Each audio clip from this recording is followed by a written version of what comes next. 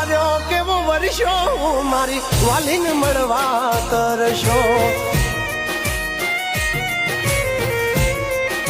હા તું અણધાર્યો કેવો વર્ષો મારી વાલીને મળવા તરશો